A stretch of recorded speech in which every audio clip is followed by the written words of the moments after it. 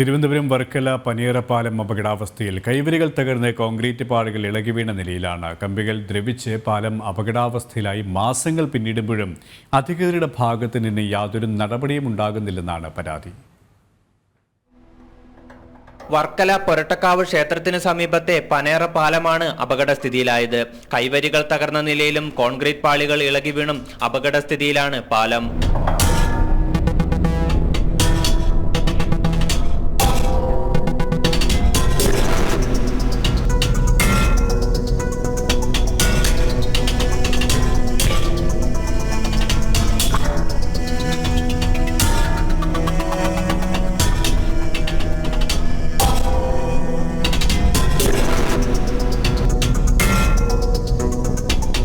ഏകദേശം 60 വർഷത്തിലധികം പഴക്കമുള്ള പാലത്തിലൂടെ സ്കൂൾ ബസ്സുകളടക്കം നിരവധി വാഹനങ്ങളാണ് കടന്നുപോകുന്നത്.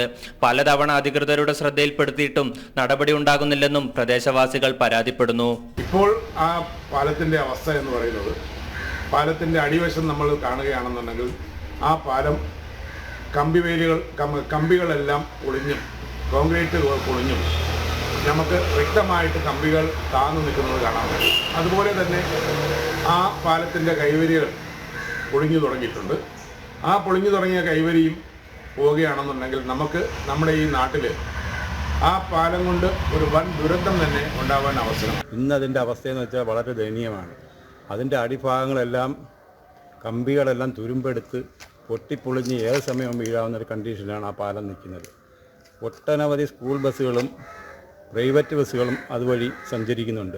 പാലത്തിന് ഇരുവശവും കാട് പിടിച്ച നിലയിലായതിനാൽ തന്നെ കാൽനടയാത്രക്കാർക്കും ബുദ്ധിമുട്ട് സൃഷ്ടിക്കുന്നതായും ആക്ഷേപമുണ്ട്. നിരവധി തവണ പരാതിപ്പെട്ടിട്ടും അധികൃതരുടെ ഭാഗത്തു നിന്നും യാതൊരു നടപടിയും ഉണ്ടാകുന്നില്ലെന്നും പ്രദേശവാസികൾ പരാതിപ്പെടുന്നു. ജനം, തിരുവനന്തപുരം.